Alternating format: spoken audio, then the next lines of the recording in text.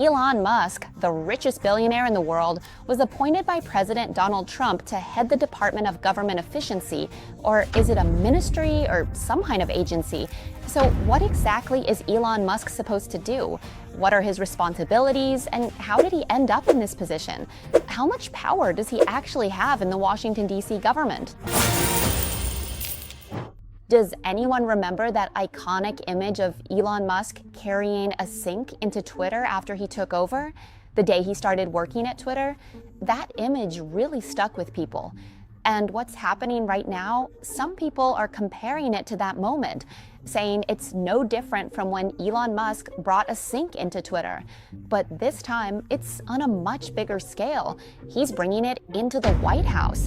And this is the very person who just made headlines with his statements to the media and with Sam Altman, the founder of OpenAI.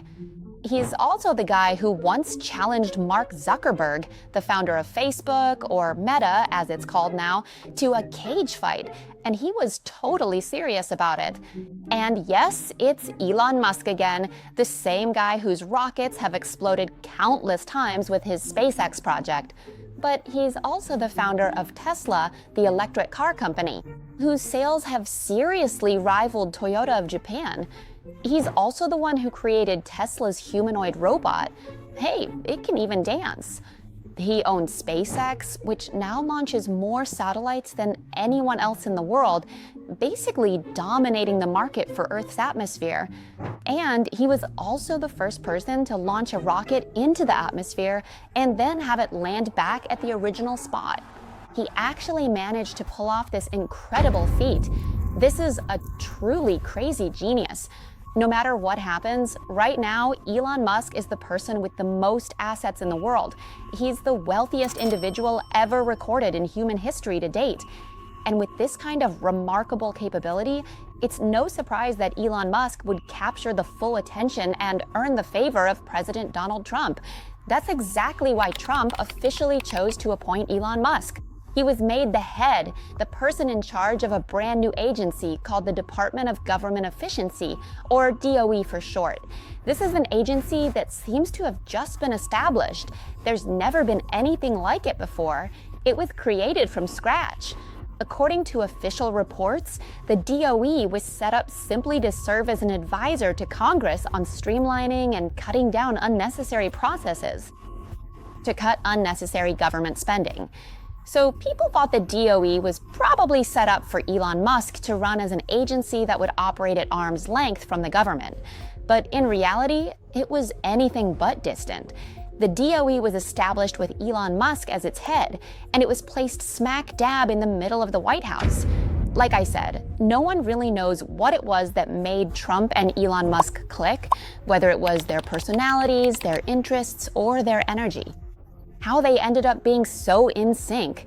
This gave Elon Musk unprecedented power, and the DOE had authority like no one ever had before, whether it was access to critical systems, firing employees, or even attempts to shut down important government agencies.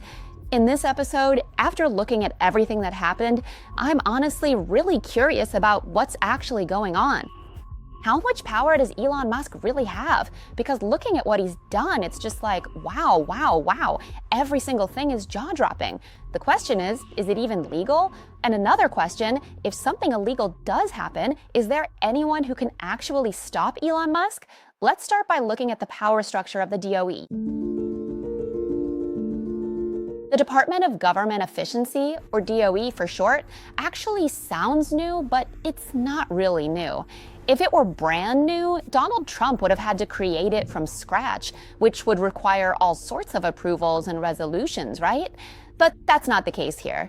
Instead, Donald Trump took an existing agency called the United States Digital Service, which was originally established by Barack Obama, and repurposed it. They just rebranded it and called it DOE. As for the initial responsibilities that Donald Trump assigned to Elon Musk and DOE, it's to modernize the technology and software of the federal government to boost efficiency and productivity to the highest possible level. Now, Elon Musk's position, according to the law, isn't actually an elected one. unlike others in the government, right? So Musk's position, which is considered a special agency role, comes with legal limitations. He can only work for up to 130 days because he's not a department head confirmed by the Senate. The White House clarified that Musk is working as a special government employee and isn't receiving any compensation for this role. As for the rule that Musk can only serve in this position for up to 130 days, we'll have to see how Trump plans to address or resolve this legal issue. The advantage is that Elon Musk doesn't have to publicly disclose his personal assets or financial information. However, as a special government employee, there are still legal restrictions. One risky point is that special government employees are prohibited from participating in matters where there could be a financial conflict of interest. And if we look at Elon Musk's surroundings for a moment, so when we look at Elon Musk's circle, he's the founder of companies like Tesla, which is huge, SpaceX, right? And then there's X, which he took over from Twitter. Plus, there are billion-dollar contracts that Elon Musk have made with the US federal government. Is it really possible that there wouldn't be any financial conflicts of interest at all? Let's get back to looking at Elon Musk's official duties, which I have to say, when it comes to his role, in the past month or so, he's really lived up to the reputation and status of being Elon Musk. Let's go through it, starting from when he was introduced as the head of DOGE. His job was to cut government spending, right? So, following the standard playbook for entrepreneurs, one way to cut costs is layoffs. So he laid off government employees. Well, saying laid off might be a bit harsh. They actually offered decent severance packages, so it wasn't like anyone was being taken advantage of. What he did was take over the Office of Personnel Management, or OPM, which is the HR department that oversees federal government employees. So on January 28th, OPM sent out an email to federal employees, a severance package invitation email. And do you know how many people they sent it to? If you want to cut the whole team's budget, sending it to just 2 people wouldn't be satisfying at all. So they sent it out to everyone. 2 million people. Oh my gosh. This package, let me tell you, if you take it now, we're offering you the same salary all the way through September. But no one really knows if that money will actually be there. This method really aligns with Donald Trump's approach, since Donald Trump has always wanted to reduce the number of federal government employees. So anyone who doesn't accept the offer ends up at risk. If you don't take the severance package, you're left in a precarious position.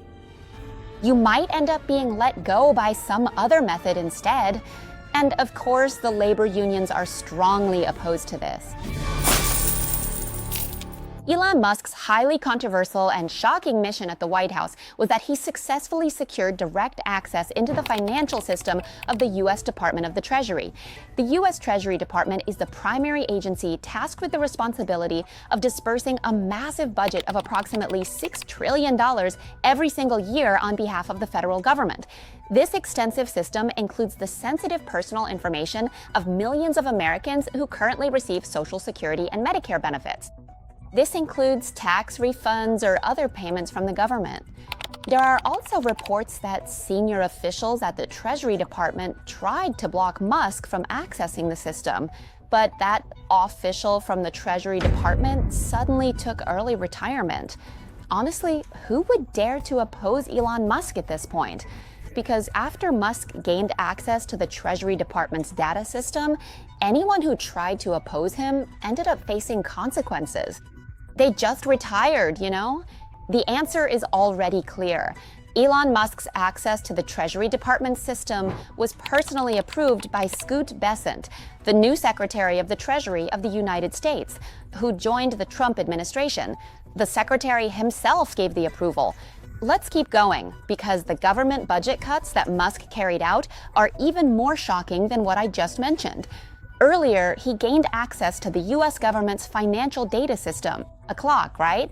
Next station. Why just cut the budget domestically? Let's cut it for the whole world. That means slashing the budget for the US Agency for International Development, or USAID, which is the largest donor in the world. Let's take another look at which donations aren't really beneficial to the United States. Should we reconsider whether we want to keep supporting them? This budget we're talking about is worth as much as $70 billion.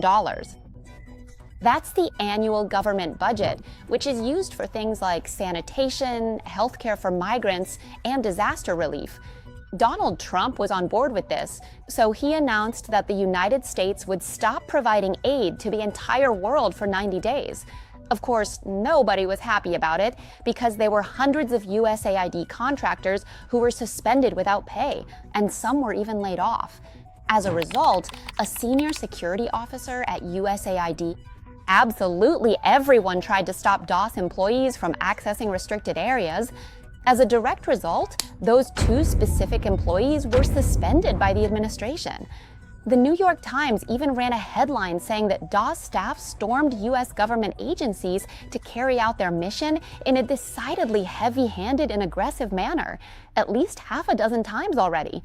DOS's ultimate goal is to cut the U.S. government budget, and their primary target is they want to slash it by $2 trillion. Currently, the U.S. government spends about $7 trillion a year. If they cut $2 trillion, that would leave $5 trillion. That $2 trillion is a huge amount. If you convert it to Thai baht, it's about 70 trillion baht. And this wild mission led by Elon Musk has, unsurprisingly, made a lot of people very unhappy. There have already been lawsuits and protests, basically a huge uproar, over the issue that, in reality, Elon Musk doesn't actually have the legal authority to do something like this. But as for the lawsuits and legal proceedings at this point, people can sue if they want and protest if they want, because there's still no sign that Congress is going to take any legal action right now. It seems like Donald Trump is still satisfied with Elon Musk's performance, just as Elon Musk himself hasn't yet shown any sign of hitting the brakes at this point.